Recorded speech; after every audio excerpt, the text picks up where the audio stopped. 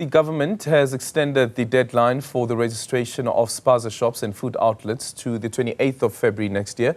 The announcement was made by the Kokta Minister, Velinkosi Nihlabisa.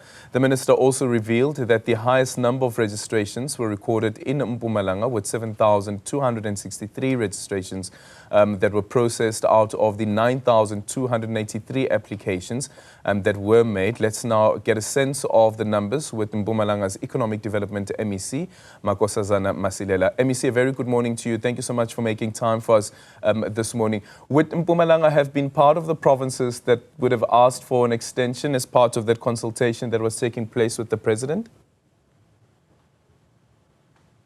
Yes, good morning to your good self, and also good morning to the viewers at home.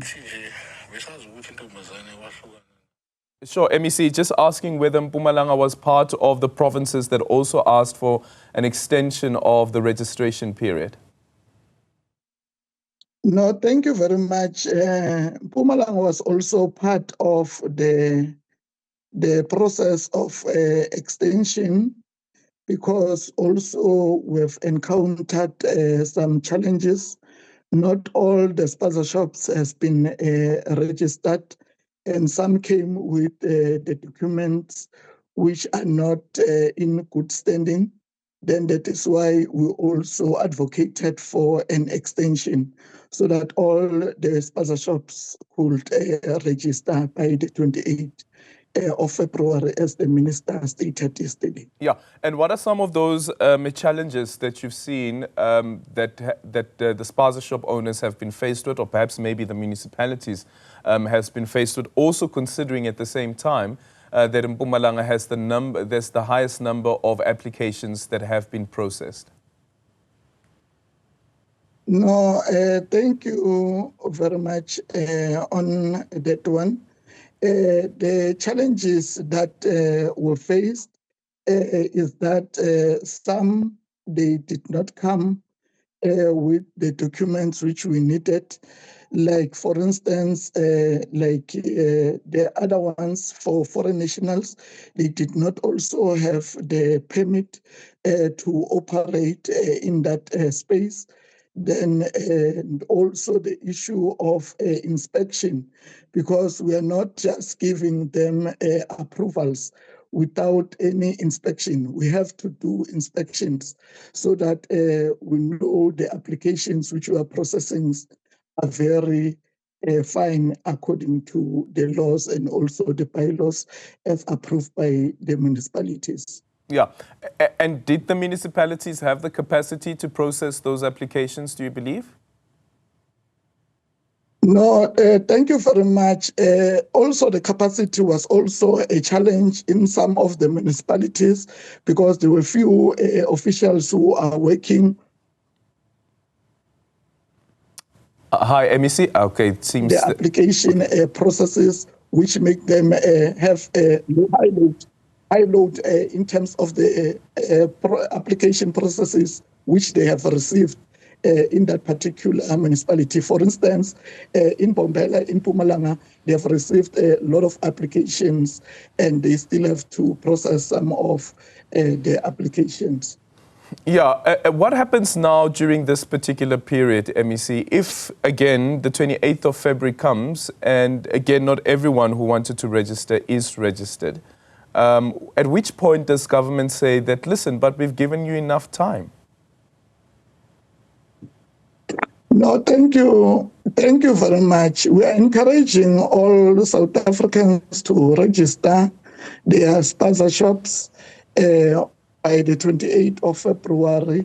If not so, some of the shops will be closed because they will be not complying with the laws and regulations of the country. Yeah, and I'm going to ask that question again, MEC, because that is what was said before. Before we were told that initially we thought it was going to be the 13th of December that was going to be the last day for the registration, and government said that there was going to be no extension. If you have not registered, your business will have to shut down and you will not be allowed to operate. But yet the very same government has said that actually let's allow the extension. And just a reminder once again, MEC, that the reason that we have this re-registration is because of the number of fatalities that we've seen emerging out of allegations of food being sold from these Spaza shops that are poisonous.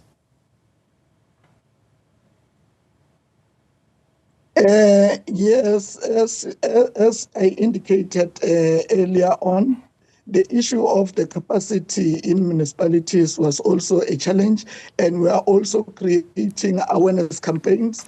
And as we conduct our business as MECs in Mpumalanga and also the local councillors, they must make it a point that they raise awareness so that the people can register before the 28th of February, so that our businesses can also operate beyond the 28th of February. We have increased our inspection and also we have intensified our awareness campaigns so that all the people, they know we are registering all the businesses.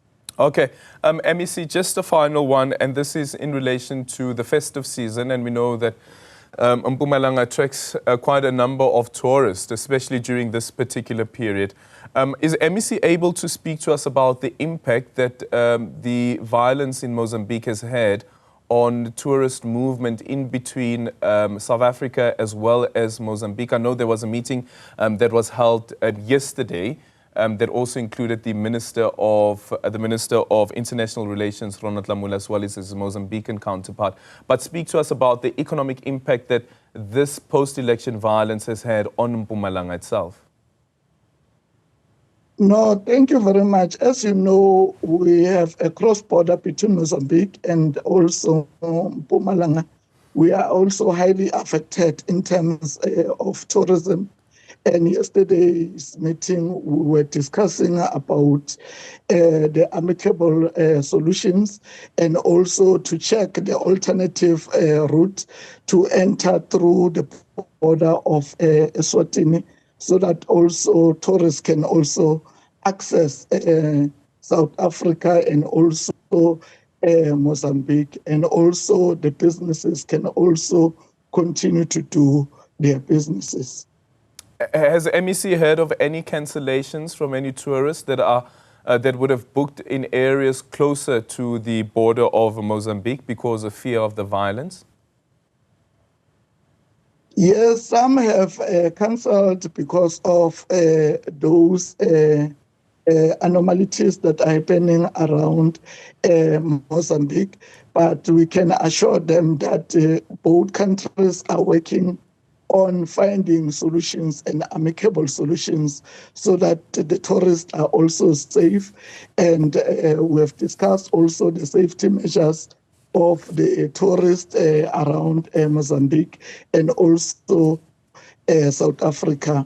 We are making sure that all the tourists are safe in our province. Yeah. Thank you very much. And what's the plan for Monday once the Constitutional Council of Mozambique does give its final announcement and declaration of the election results? We know with the violence, we've seen that sometimes there was decisions that were taken by the BMA to close the Limbombo border post. Are there any plans for any eventuality or possible eventuality should the violence flare up again and the impact that then has on logistics? We saw how the trucks were queuing up as well in that area. No, thank you very much. The meeting of yesterday, we were discussing the possible solutions, you know, as the court will be ruling in terms of the issues of Mozambique, whether in favor or not. Then we're putting plans in place so that people cannot face many challenges regarding those issues around that area. And also the issues of escorting the trucks from the Mozambican side so that they can beef up also their security in the Mozambican area so that also our trucks can be safe and come back safe in South Africa. And we're affected that much because almost 1,100 trucks per day that are crossing the border, and now are over 700 that are crossing.